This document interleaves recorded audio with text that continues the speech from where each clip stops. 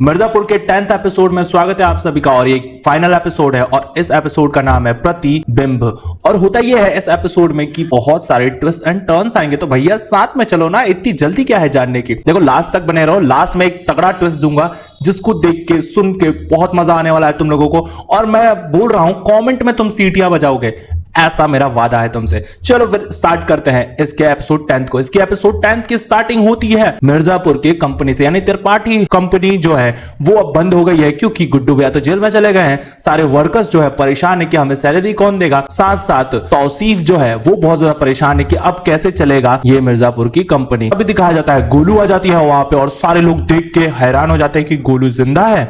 यहाँ पे सारे जो वर्कर्स है फिर से खड़े होते हैं और कहते हैं कि कोई बात नहीं, कोई बात नहीं, हम वापस काम करेंगे, कोई दिक्कत नहीं है। और वो वहां से चले जाते हैं। इधर गोलू जो है अपना गोली जो है वो निकालती है क्योंकि भरत ने उसको गोली मार दी थी कंधे पे, इस वजह से वो ठीक हो जाती है और पहले अपनी हथकड़ी भी उतारती है और फिर पूछती है कि हुआ क्या है, तुम लोग इतने शांत क्यों हो। इसके बाद एक पर्सन आता है, उसे देता है एक अखबार जिसमें वो पढ़ती है कि मेरे पापा ने खुदकुशी कर ली है मेरे ही गम में। एंड देन बताते हैं वो लोग कि गुड्डू भैया जो है वो भी जेल में चले गए। अब भाई गोलू को गुस्सा आता है, वो फोन लगाती है सीधा उस आदमी पे जिस आदमी से वो मिलने गई थी, जेपी यादव की मीटिंग फिक्स करवाने, और उसको कहती है कि जेपी यादव से मीटिंग फिक्स कराओ जल्दी से। वो कहता है कि तुम क्या सच में गोलू बोल रही हो। उसे और गुस्सा आ जाता है और कहती है कि करवाते हो या वहां आके बताएं। वो आदमी कहता है कि पैसे लगेंगे इस बात के तो। एंड देन गोलू कहती है कि पैसे तो हम बाद में भी दे देंगे, पहले तुम मीटिंग फिक्स करवाओ क्योंकि तुम लोगों ने मेरा दिमाग खराब कर दिया है। एंड वो आदमी कहता है कि ठीक है गुस्सा मत कीजिए और मैं मीटिंग फिक्स करवाने की सोचता हूँ। इसके बाद दिखाया जाता है जरीना को। जरीना पहुंचती है जेपी यादव के यहाँ। जेपी यादव बोलता है कि बताओ कितने में बिकोगी।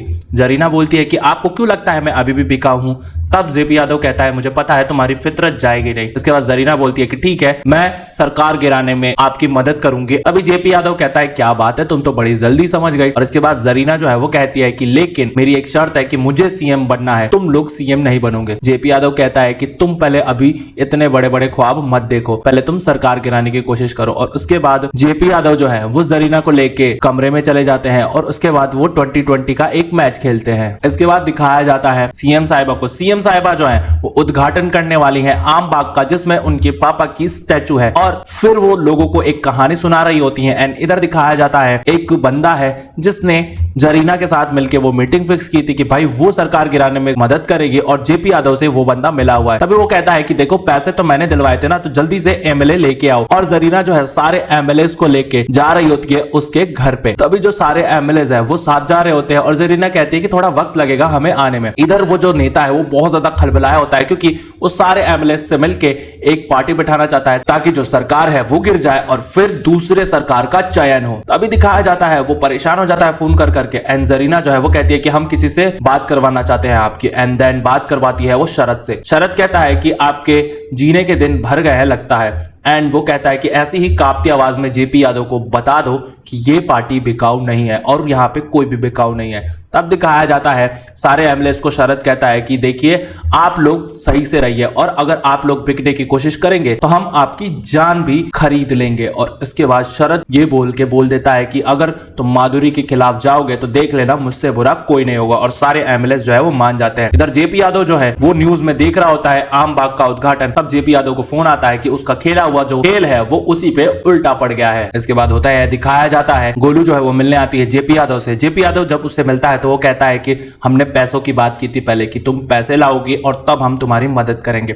अब भाई गोलू कहती है कि हम ये बात जानते हैं लेकिन आपके हाथ में अब सरकार नहीं है, सरकार गिराने के लिए हमें बाहुबल की जरूरत है और बाहुबल जो है वो है गुड्डू भैया के पास जो अभी जेल में बंद है। अगर हमें उनको छुड़वाना है तो हमें पूरी कोशिश करनी पड़ेगी और जब वो आ जाएंगे तो ये सरकार अपने आप ही गिर जाएगी। और ये बात जेपी यादव को समझ आ जाती है। इधर दिखाया जाता है डिम्पी जो है पहुंचती है सीएम साहिबा के पास और सारी बात बता देती है कि शरद ने आपके पिताजी को मरवाया है। सीएम से कहती है कि कड़ी से कड़ी सजा मिलनी चाहिए इन गुनहगारों को। अब भाई सीएम साहिबा कहते हैं कि अगर तुमने ये मदद की है तो तुम ये मत सोचना कि गुड्डू के खिलाफ हम थोड़ी सी भी रहमियत बरसेंगे। लेकिन डिम्पी को इससे कोई फर्क नहीं पड़ता। वो कहती है कि कोई भी बेगुनाह नहीं मरना चाहिए और आपको जो करना है वो करिए। अब दिखाया जाता है शरद जो है वो मिलने आता है माधुरी से और फिर ये दोनों बैठ के बातें करने लग जाते हैं। माधुरी बोलती है कि देखो देखो तुमने जो भी आज तक छुपाया ना सब मुझे बता दो, क्योंकि मैं तुम्हारे साथ जीवन काटने वाली हूँ। शरद बोलता है कि हाँ मैं तुमसे कुछ भी छुपाना नहीं चाहता हूँ, और फिर वो बता देता है कि कालीन भैया जिंदा है, हमारे पास है, मैंने ही बचाया था उनको, और मैं जो दुश्मनी है वो खत्म करना चाहता था मेरे और कालीन भैया के बीच में। और ये बात अब माधुरी को पता चल गई थी। माधुरी बोलती है कि मुझे कालीन भैया से एक मीटिंग फिक्स करनी है, तुम प्लीज मेरी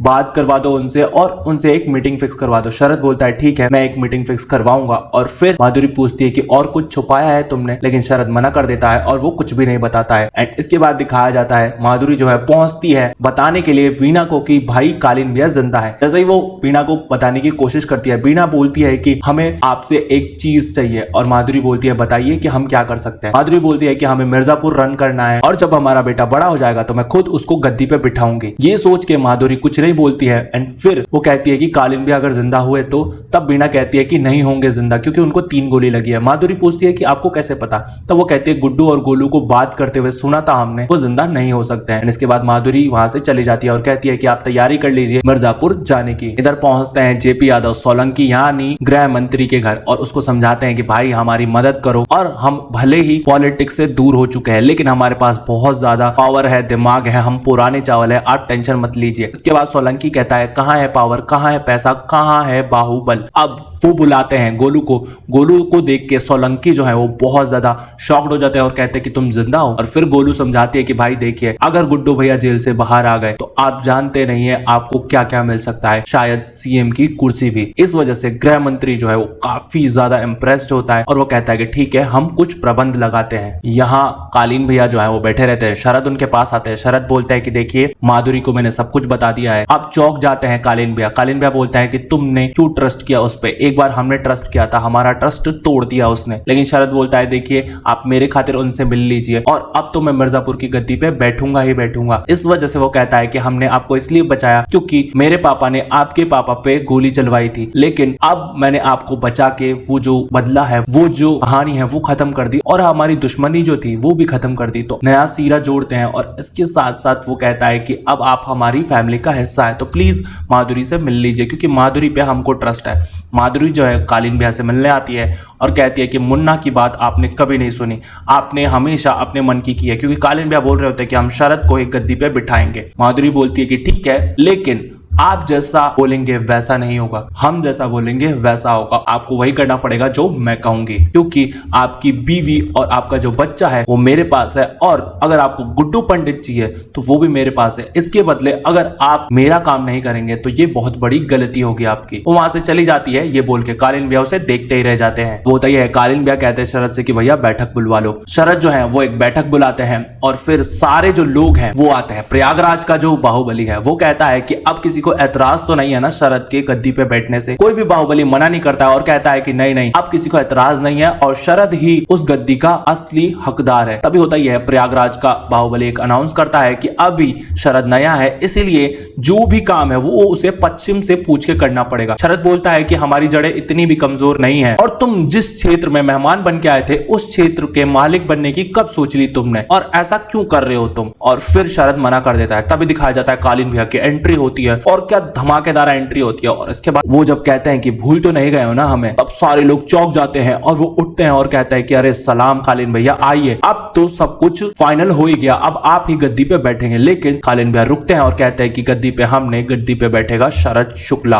और फिर जैसे ही वो उठता है पास जाता है कालीन भैया के, लेकिन कालीन भैया कहते हैं कि बहुत दुख के साथ कहना पड़ रहा है कि ये किंग ऑफ मिर्जापुर आखिरी ही होगा और वो गोली चला देते हैं शरद पे। शरद शुक्ला जो है शॉक्ड हो जाता है कि इसने मेरे पे गोली क्यों चलाई। अब सारे बाहुबली जो है वो गुस्सा हो जाते हैं और वो कालीन भैया पे अटैक करने लग जाते हैं। इधर कालीन भैया सबको टपका रहे होते हैं, तभी पुलिस की एंट्री हो जाती है और पुलिस और कालीन भैया मिलकर सबको उड़ा देते हैं। सारे बाहुबली जो है वो खत्म हो जाते हैं और फिर से कालीन भैया का जो राज है वो चलने लग जाता है। और इधर शरद को दिखाया जाता है। शरद जो है वो उठते हैं और देखते हैं कालीन भैया को, वो हंसते हैं, आंखें बंद करते हैं और फिर रेंग की कोशिश करते हैं कि कैसे भी वो गद्दी तक पहुंच जाए, पर वो पहुंच नहीं पा रहे होते हैं। और फिर कालीन भैया उनको सहारा देते हैं और आराम से गद्दी पे बिठाते हैं। और इधर शरद शुक्ला जो है बाहुबली की तरह बैठते हैं उस गद्दी पे और अपना पैर रखते हैं। और इसके बाद कालीन भैया जो है शरद का पीठ थपथपाते हैं कि भाई तुमने बहुत अच्छी लड़ाई की है और यहाँ पे शरद जो है वो मर जाते हैं। इसके बाद दिखाया जाता है कहानी शिफ्ट हो जाती है बीना त्रिपाठी पे, जो की जा रही होती है मिर्जापुर।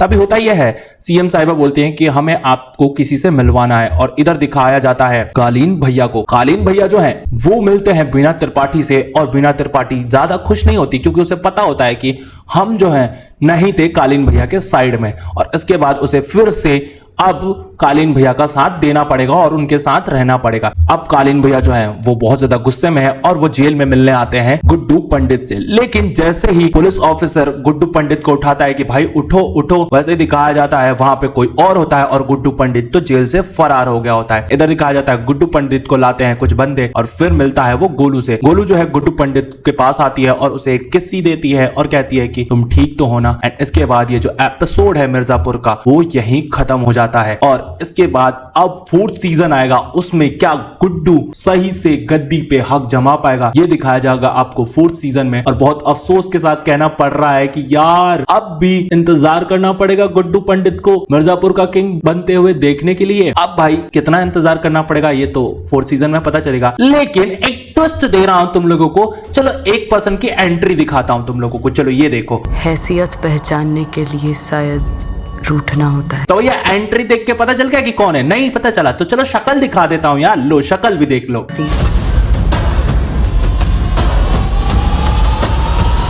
हुई एक्साइटमेंट, मेरे को पता था यार तुम मेरे को थैंक यू बोलोगे। अब भाई देखो ये एक्साइटमेंट मैं नहीं बताऊंगा, तुम कमेंट में बताओ कि कैसा लगा। और अब जो दुश्मनी होने वाली है ना, और इन 3 बंदों के बीच में होने वाली है, और ये 3 बंदे जो हैं कालीन भैया, गुड्डू भैया और एक आपको पता है वो सारे के सारे आग लगा देंगे मिर्जापुर सीजन 4 में। वीडियो अच्छी लगे तो प्लीज इस वीडियो को लाइक करो, चैनल को कर दो सब्सक्राइब। और भाई बहुत एक्साइटमेंट थी मेरे को मिर्जापुर देखने की, वो खत्म हो चुकी है, अब 4th सीजन का वेट है। अगर सारे के सारे एपिसोड्स देखने हैं तो प्लेलिस्ट आपके सामने आ रही है, क्लिक कीजिए, एंजॉय कीजिए और मजे कीजिए।